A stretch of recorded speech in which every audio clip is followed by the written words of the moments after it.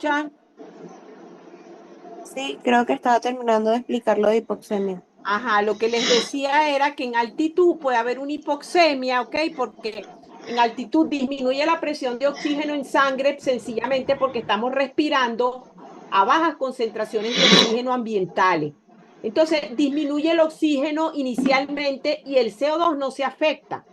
¿Ok? No siempre, y eso es una cosa que vamos a ver al final de esto, y es una cosa que quiero que les quede bien claro, porque en fisiopato y en el resto de la vida lo van a ver, no siempre que hay hipoxemia hay alteraciones en el CO2, ¿ok? Son cosas independientes, todo depende de la patología. Entonces, en altitud se presenta la hipoxemia porque respiramos con poco oxígeno, pero el CO2 está normalito, pero esa disminución del oxígeno estimula los centros respiratorios, aumenta la ventilación y cada vez que aumenta mi ventilación, si el CO2 está normal, el CO2 se va para abajo. Porque yo lo tenía normal, pero ahora estoy ventilando con tal profundidad o velocidad que voy a barrer, voy a eliminar más CO2 del que estoy produciendo. Entonces el CO2 disminuye en sangre y es lo que se llama hipocapnia. Eso sucede en muchas patologías en las etapas iniciales. ¿Ok? ¿Estamos de acuerdo? Sí. Seguimos entonces. Ya quedó claro entonces esto, lo que es la hipernea y la hiperventilación. Siempre que hay hiperventilación, hay una disminución del CO2 en sangre. Si el resultado, la consecuencia directa es que siempre va a disminuir el CO2 en sangre. Mientras que cuando hay hipernea, el CO2 es normal, porque yo sencillamente lo que estoy haciendo es respirando, ventilando más para eliminar un exceso de CO2 y mantenerlo normal en sangre. ¿Ok?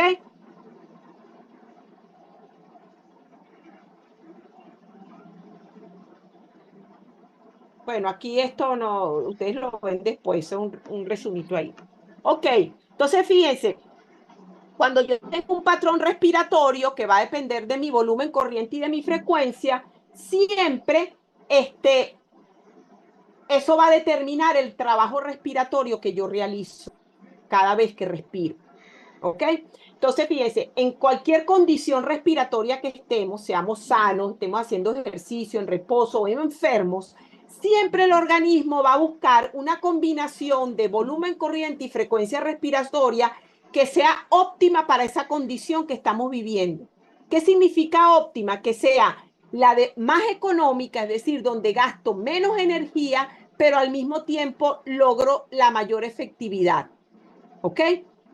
Entonces, eso se aplica a todas las condiciones respiratorias, ¿ok? Bien sea en condiciones sanas como en patológicas. Entonces, fíjense, cada vez entonces que el patrón respiratorio cambia, va a cambiar la eficiencia de mi respiración y va a cambiar el trabajo que yo realizo cada vez que respiro. Entonces, fíjense, en este gráfico vemos los tres tipos de trabajo que realizamos al respirar. El trabajo elástico, que sería el rojo, que es el esfuerzo que tengo que hacer para expandir el pulmón, ¿ok?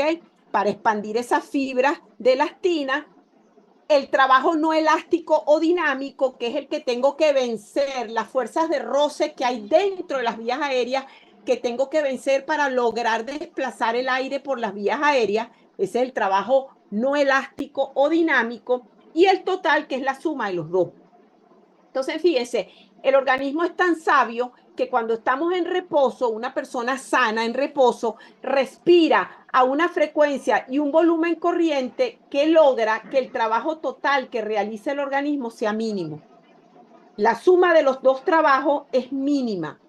Y en ese caso, que sería este punto que está aquí, más o menos entre 12 y 15 respiraciones por minuto, fíjense que el trabajo que se ejerce, que sería la curva en azul, es bastante pequeño, el trabajo no elástico, y el que predomina es el trabajo elástico. Es decir, que en reposo, como la frecuencia respiratoria es relativamente bajo, el mayor trabajo que realizamos es un trabajo elástico porque tenemos un volumen corriente más o menos importante ante una frecuencia baja. ¿Ok? Entonces tenemos un trabajo elástico significativo al lado de un trabajo no elástico poco significativo. De tal manera que lo más importante de todo es que el trabajo total, la suma de los dos, se hace mínima cuando estamos en reposo.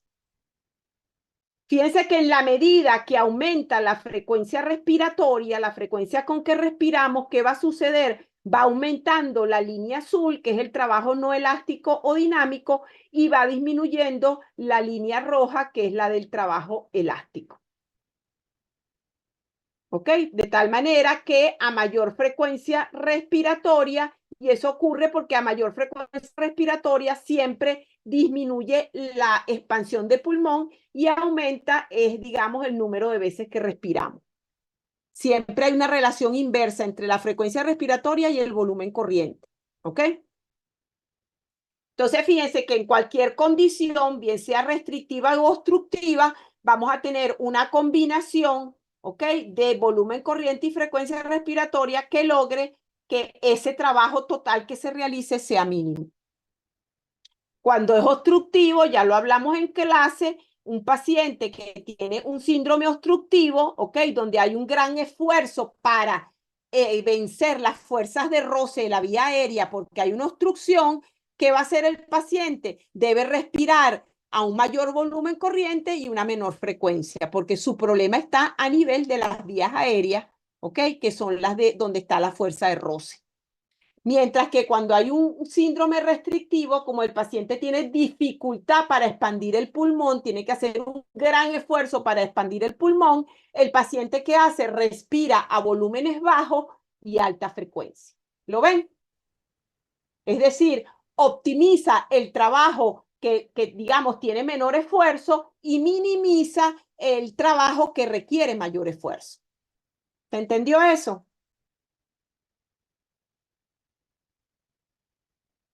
Sí. Ok. Vamos a pasar para la difusión. Ay, Dios, todavía falta.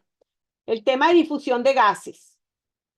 Fíjense que cuando estamos hablando de la difusión, tenemos que enfocarnos en el alvéolo, ¿verdad? La unión del alvéolo con el capilar, ¿ok? Lo que llamamos la membrana alvéolo capilar, que es la que separa esos dos elementos, ¿ok? Fíjense que normalmente viene, la sangre viene por la arteria pulmonar, la sangre venosa, la que ha recorrido ya todo el organismo, viene con un bajo nivel de oxígeno, 40 milímetros de mercurio, porque ya el oxígeno se consumió, ¿ok? Y el CO2 está aumentado, porque yo traigo todo el oxígeno producido a nivel metabólico para eliminarlo a nivel de los alvéolos, ¿ok? Entonces, esa sangre venosa es la que va a pasar alrededor por el capilar, alrededor del alvéolo, y a nivel del alvéolo, entonces, va a equilibrar con estos valores que están aquí, de tal manera que al salir del capilar en el extremo arterial, yo debo tener una sangre ya oxigenada, ¿ok? Donde la presión de oxígeno ya no es de 40, sino de 100, como la que está en el alvéolo, y la presión de CO2 no es de 46, sino es menor, es de 40. En ese momento, cuando eso ocurre, decimos que se produjo el equilibrio de difusión. Es decir, que las presiones de los gases de la sangre capilar se igualó con las presiones de los gases dentro del alvéolo. ¿Estamos de acuerdo con eso? Es decir, se oxigenó toda la sangre y se eliminó todo el CO2 que había que eliminarse. Esa es la situación óptima. ¿Estamos de acuerdo? Cuando eso no sucede, cuando la sangre transita por el capilar y la presión de oxígeno no se iguala a 100, por ejemplo, decimos que se produjo un desequilibrio de la difusión y las presiones no se igualaron, ¿ok? Y esta es una sangre que no se pudo oxigenar por completo. Igual puede suceder con el CO2. Puede suceder que al paso de la sangre por el capilar, el CO2 no se redujo a 40, sino a lo mejor se redujo a 44. Allí tenemos una sangre, digamos, donde no se pudo remover todo el exceso de CO2 que tenía. ¿Ok? Fíjense que hay una ley, que es la ley de Fick, que es la que analiza todos los factores que pueden influir en, digamos, en la transferencia de gases a través de esta membrana que comunica el alvéolo con el capilar. Aquí, entonces, hay varios factores que van a determinar si este equilibrio de la difusión de los gases se produce o no se produce. ¿Ok? ¿Cuáles son esos factores? Unos tienen que ver con las características del gas. ¿Ok? Es el coeficiente de difusión del gas, del oxígeno y del CO2. Y ese coeficiente de difusión depende de propiedades particulares del gas, como son el peso molecular y su solubilidad en medio acuoso. En este caso, el CO2 tiene 21 veces un coeficiente de difusión 21 veces mayor que el del oxígeno. ¿Ok? Eso significa que el CO2 va a difundir muy rápidamente a través de esta membrana. Muchísimo más rápido, 20 veces más rápido que el oxígeno. Las otras características o factores que van a determinar cómo se produce, si se produce o no el equilibrio de la difusión, si se igualan las presiones de los gases, son características que tienen que ver con la membrana que separa el alvéolo del capilar. Una característica es el grosor. En la medida que esta membrana que separa se hace más gruesa, la difusión se hace más lenta y aumenta el riesgo de que no se alcance el equilibrio de difusión, de que no se igualen las presiones. La otra característica es, perdón, el grosor es la D, y la otra característica es la superficie. En la medida que se elimina la superficie de contacto entre el alvéolo y el capilar, va también a producirse una menor transferencia de gases entre el alvéolo y el capilar. ¿Ok? Por ejemplo, en el enfisema, que hay destrucción de los capilares, ¿ok? Hay destrucción de los capilares, se pierde la superficie de intercambio porque ya no está el capilar y entonces la transferencia de difusión no se produce y no se produce el equilibrio de difusión. Y en ese caso, entonces, el oxígeno, la sangre no logra oxigenarse y la presión de oxígeno no se va a igualar nunca a 100. ¿Se entiende eso? Y el otro factor que puede influir en la tasa de difusión o en la velocidad con que difunde el gas a través de esta membrana es el gradiente de presiones. En la medida que yo tengo un mayor gradiente aquí, va a haber una mayor tasa de difusión de los gases y va a haber una mayor probabilidad de que se alcance el equilibrio de difusión. Si ese gradiente de gases disminuye por alguna razón, va a disminuir la velocidad con que los gases pasan y es probable que el equilibrio no se alcance mientras la sangre transita por el capilar. ¿Se entendió eso?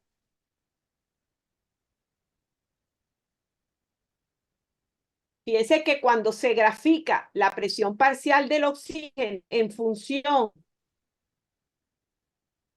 de el tránsito capilar, ¿ok? Del tiempo que tarda la sangre en pasar por el capilar, vemos que en el caso del oxígeno, fíjense, el oxígeno entra con 40 al capilar y si alcanza el equilibrio llega a 100, que es el valor normal dentro del alvéolo. Y eso lo hace en 0,3 segundos. Muy rápido. En el caso del CO2, fíjense, es al revés porque el CO2, su presión disminuye, no aumenta, ¿ok? En sangre. Entonces, él va a pasar de 46 a 40, que es lo que está en el alvéolo, en 0,15 segundos. Mucho más rápido que el oxígeno, y esto ocurre por lo que dijimos antes, porque su coeficiente de difusión es mucho mayor que el del oxígeno. ¿Estamos claros? En apenas 0,15 segundos, la sangre que pasa por el capilar logra eliminar todo el CO2 que hay que eliminar. ¿Estamos de acuerdo? Pero fíjense que el tiempo que tarda la sangre en pasar alrededor del alvéolo por el capilar es de 0,75 segundos. Quiere decir que si ella tarda 0,75 segundos desde que entra al capilar y sale, quiere decir que estos equilibrios se alcanzan mucho antes de que la sangre llegue al extremo arterial del capilar. Es decir, que cuando la sangre está apenas entrando, ya se alcanza el equilibrio de difusión del oxígeno y del CO2. Y todo este resto de tránsito de la sangre es como un margen de seguridad para que si ocurre algún problema a nivel de la difusión, los gases logren equilibrarse antes de llegar al extremo arterial. ¿Se entiende eso? Sí. De tal manera que si en algún momento existe un problema a nivel de la difusión de los gases, aquí, ¿verdad? El hecho de que exista todo este margen de seguridad hace que muy probablemente, aun cuando, por ejemplo, la membrana de transferencia se haya engrosado por una fibrosis, como hay un margen de seguridad tan grande, es muy probable que el oxígeno logre su equilibrio de difusión, aunque haya transferido a una menor velocidad, porque tiene todo este espacio de tiempo para lograrlo. El CO2 lo va a hacer muchísimo más rápido porque, como vimos, su velocidad de difusión es todavía mucho mayor que la del oxígeno. ¿Se entiende eso? Por eso, oigan bien, aun cuando existe un trastorno de difusión en un momento determinado, cuando se realizan las pruebas, es difícil evidenciarlo debido a que gracias a este gran margen de seguridad de tiempo, a pesar de que pueda haber un trastorno aquí de difusión, finalmente los gases logran equilibrarse. Pero eso ocurre hasta un límite, por supuesto. ¿Se entiende eso? Sí. Ok. Entonces, fíjense, cuando tenemos esta gráfica donde tenemos estos tres casos, aquí tenemos la curva de un paciente normal, aquí tenemos un paciente con una enfermedad leve o moderada y aquí grave. Entonces, fíjense lo que ocurre, graficamos la presión del oxígeno en sangre en función del tiempo durante el tránsito capilar. ¿Ok? Entonces, fíjense, en el caso del paciente normal, como vimos, más o menos a los 0,3 segundos, el oxígeno ya alcanza el valor similar a 100, que es el que está en el alvéolo, ¿ok? Es decir, aquí se logró el equilibrio de difusión normalmente porque es una persona sana, ¿ok? Fíjense lo que sucede en el caso del paciente B que tiene un trastorno de difusión leve a moderado.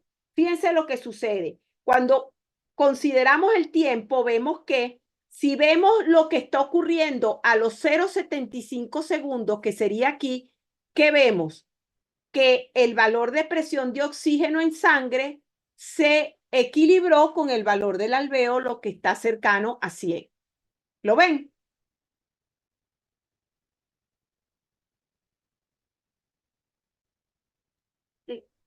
A los 0,75 segundos, que es el tiempo que normalmente tarda la sangre en pasar a lo largo del capilar. Es decir, que aunque este paciente tiene un trastorno de difusión, el oxígeno se tomó todo este tiempo y logró, aún antes de los 0,75 segundos, logró equilibrarse con el valor del alvéolo.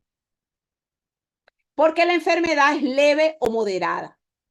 Fíjense que cuando la enfermedad es grave, que es el paciente C, ¿qué ocurre? Que a los 0,75 segundos, fíjense que el valor de oxígeno no alcanzó el valor que tenía que alcanzar, cercano a 90, 100, sino que está muy por debajo, está como en, no llega a 80.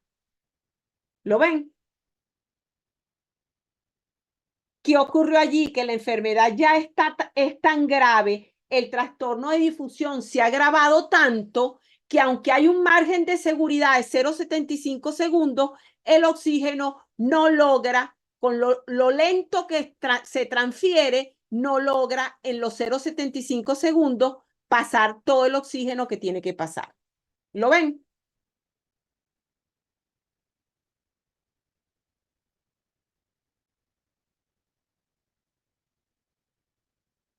¿Lo ven?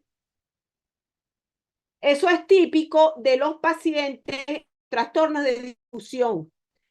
Son, digamos, patologías en las cuales el problema se evidencia cuando la enfermedad ya está muy grave o cuando se realiza algún tipo de esfuerzo físico. Fíjense lo que sucede cuando hay un esfuerzo físico. Cuando hay un esfuerzo físico, la velocidad con que la sangre pasa por el capilar se reduce muchísimo, de 0,75 a 0,3 segundos. ¿Qué significa eso? Que ahora el oxígeno tiene que pasar todo el oxígeno en esos 0,3 segundos. ¿Qué sucede? Si la persona está sana, ella logra en los 0,3 segundos pasar todo el oxígeno y nivelarse, equilibrar su presión de oxígeno en sangre. Pero si la persona tiene un trastorno de leve a moderado, durante el ejercicio, a los 0,3 segundos, fíjense que no logró alcanzar el valor que tenía que alcanzar, que es cercano a 90. Y cuando la enfermedad está grave, es mucho peor. Fíjense que a los 0,3 segundos todavía alcanzó menos. Eso es típico de este tipo de trastorno, donde el esfuerzo físico evidencia la existencia de un trastorno que en reposo no se logra evidenciar debido al gran margen de seguridad de tiempo que hay para que el oxígeno logra transferirse de forma completa. ¿Lo ven?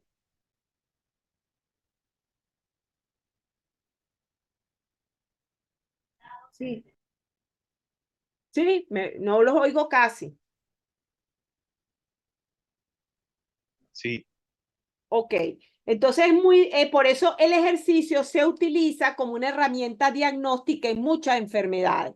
Fíjense que el paciente B tiene el trastorno de difusión, pero si yo lo evalúo en reposo, él siempre va a alcanzar su valor normal de oxígeno en sangre porque tiene tiempo suficiente.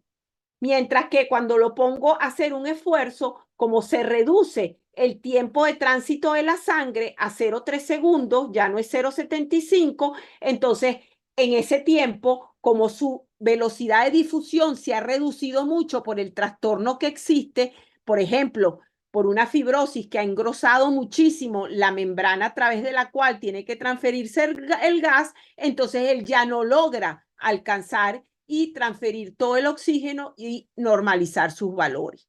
¿Ok?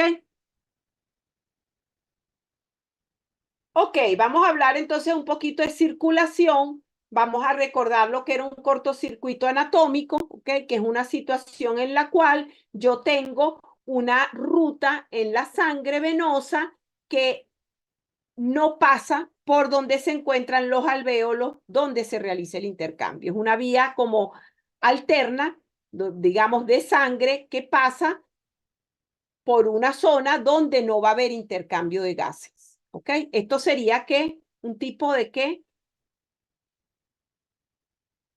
Bueno, es un cortocircuito, pues lo vamos a ver. Ok, entonces fíjense, ¿qué ocurre en este caso? Que bueno, toda la sangre que pasa por alrededor de estos alvéolos, esta vía y esta vía, la sangre se oxigena por completo, ¿ok? El oxígeno pasa de 40 a 100, el CO2 pasa de 46 a 40. Pero cuando esta sangre que sale de aquí, de estas dos alvéolos que están bien perfundidos, ¿ok? Se une con la sangre que viene derivada, se llama sangre derivada, que sigue esta ruta donde no hay intercambio de gases. En esta ruta, el oxígeno y el CO2 quedaron con los valores de la sangre venosa. Cuando esta sangre se combina con esta, ya la sangre que sale del pulmón va a tener una menor presión arterial de oxígeno y una presión de CO2 que sí va a ser igual.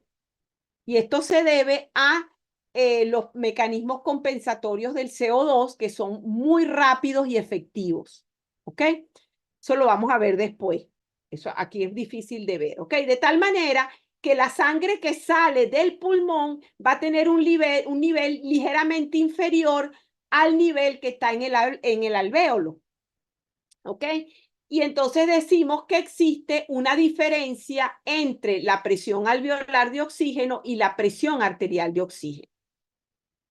Esa diferencia puede ser fisiológica normal cuando todas estas alteraciones que estén aquí sean normales como estas que están aquí. Pero cuando empiezan a aparecer este tipo de cortocircuitos de origen patológico y empiezan a aparecer en mayor número y cantidad y magnitud, entonces el valor de la presión arterial aquí va a disminuir mucho más. La diferencia con respecto a la presión alveolar de oxígeno va a ser mayor y entonces sí podemos decir que hay un proceso patológico. Podemos evidenciar un proceso patológico. Eso es lo que llamamos la diferencia alvéolo arterial de oxígeno, que es una herramienta diagnóstica muy importante. ¿Está claro eso? Entonces, fíjense, la diferencia alvéolo arterial de oxígeno es la diferencia que existe en la presión arterial del oxígeno del alvéolo y de la sangre arterial. ¿Ok? Normalmente existe una diferencia entre el alvéolo y la sangre arterial de 15 milímetros de mercurio. Y eso se debe a que hay varias, normalmente en los pulmones existen estas cosas que pueden producir esa pequeña diferencia entre el alvéolo y la sangre arterial. ¿Ok?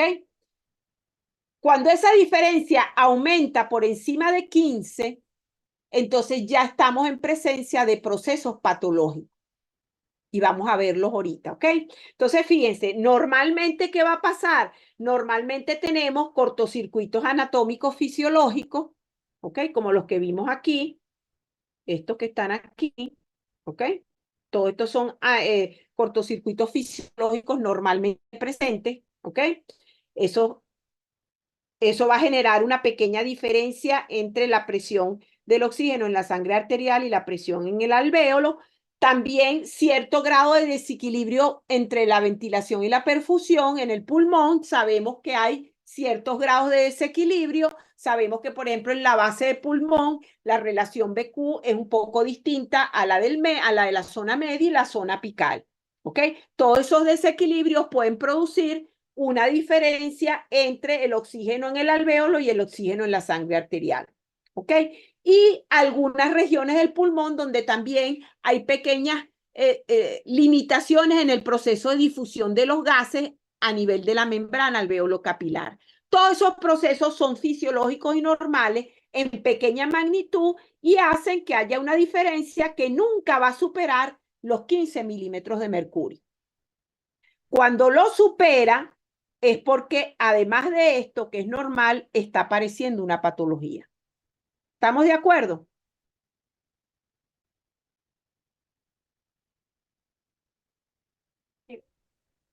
Ok, entonces vamos a ver varios casos en los cuales la diferencia alvéolo arterial de la presión de oxígeno aumenta por encima de 15 y ya decimos que entonces hay un proceso patológico.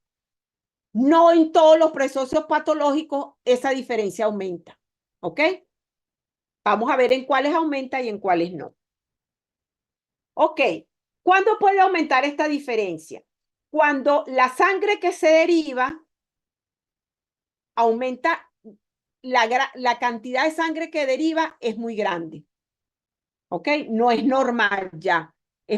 Hay sangre derivada por otros procesos patológicos que entonces ya es mucha la sangre venosa que va a seguir esta vía y que al combinarse con la sangre que viene de las zonas sanas del pulmón, entonces va a disminuir muchísimo la presión arterial de oxígeno. Entonces, fíjense lo que sucede. Cuando eso sucede, ¿qué va a pasar? Fíjense, en la zona normal del pulmón, ¿yo qué voy a tener? Voy a tener una presión alveolar normal, ¿ok? Una presión alveolar normal y una presión arterial que se equilibra con la alveolar, es decir, se igualan. ¿Por qué? Porque no hay nadie me está diciendo que hay un trastorno de difusión, es decir, toda esta zona del pulmón es normal. Entonces, se produce el equilibrio de difusión y la presión arterial del oxígeno es muy parecida a la presión alveolar del oxígeno y entonces el gradiente entre esto y esto es muy similar a 0. ¿Ok? Es decir, que está por debajo de 15. ¿Estamos de acuerdo? Pero al mismo tiempo que existe esto en el pulmón, existen zonas del pulmón donde la sangre se deriva y no pasa por zonas donde hay intercambio de gases. En este caso, entonces, va a haber un gran aumento de sangre venosa que va a llevar 40 milímetros de mercurio. Esa gran cantidad de sangre, entonces, ¿verdad? Se va a combinar con la sangre normal que viene de aquí. Entonces, la presión final que vamos a tener aquí, que es la combinación de la sangre que viene de aquí con la que viene de aquí, va a ser mucho más baja que esta, que la que está en rojo, que a su vez es igual a la que está en el alvéolo. Quiere decir entonces que la presión arterial de oxígeno de la sangre que está saliendo del pulmón, que está mezclada de estas dos regiones, tiene un valor mucho más bajo que esto. Y entonces podemos decir que la diferencia alvéolo arterial del oxígeno es mayor de 15 y decimos que cuando hay hay mucha cantidad de cortocircuitos anatómicos de origen ya patológico, esa diferencia alvéolo arterial de oxígeno ya no es normal, es superior a la normal y está avisando que existe un proceso patológico de este tipo. ¿Está claro?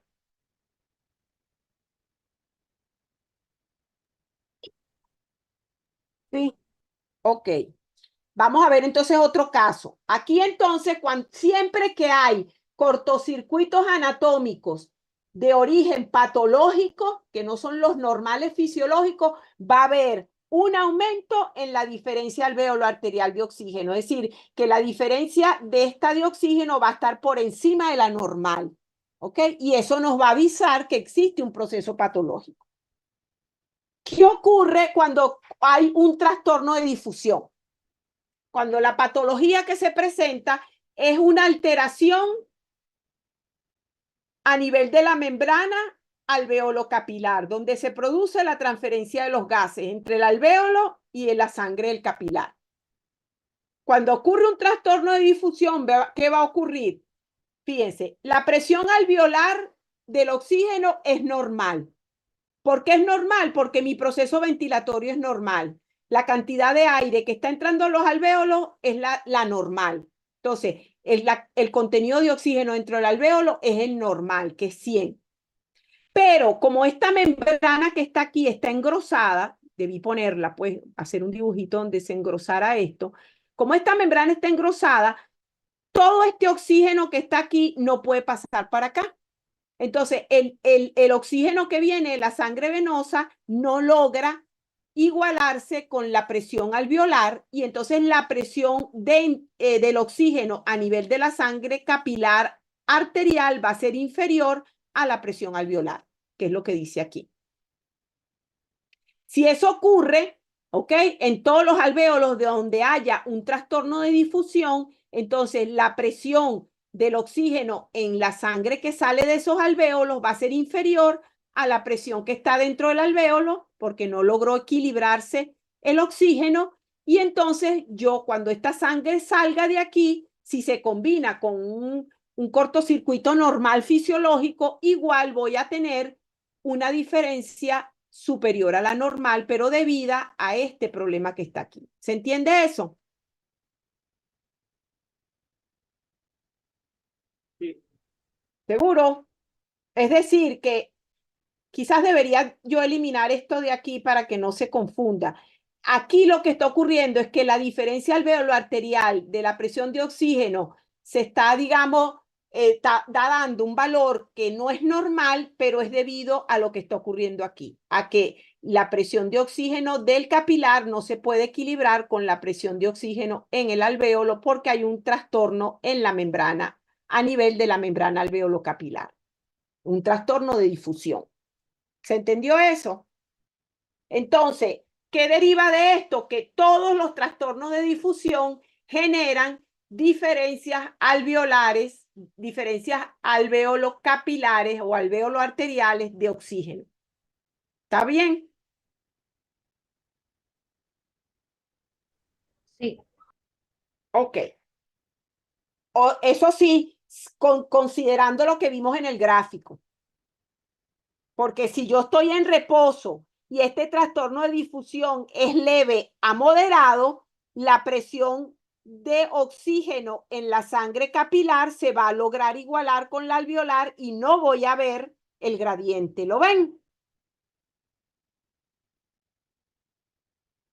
¿Podría repetirlo, por favor? ¿Entendió eso? Es decir, el trastorno de difusión siempre va a generar una diferencia alvéolo arterial de la presión de oxígeno en etapas avanzadas de la enfermedad.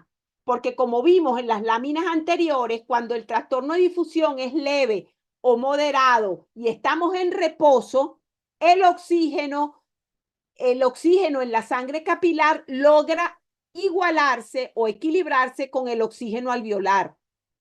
Porque acuérdense que tarda 0,75 segundos en pasar. Y aunque hay un trastorno de la difusión, la presión se iguala por el tiempo tan largo que tarda en pasar por allí. Y entonces al final yo voy a tener una presión de oxígeno igual a esta y no voy a ver esta diferencia.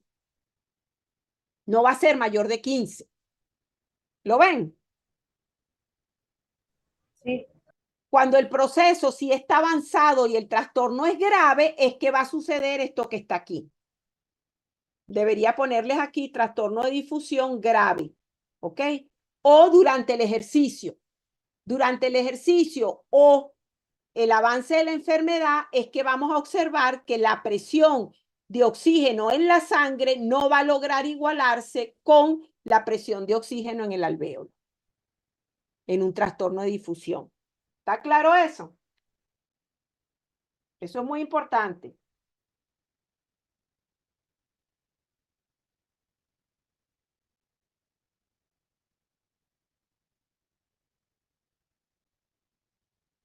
Ok.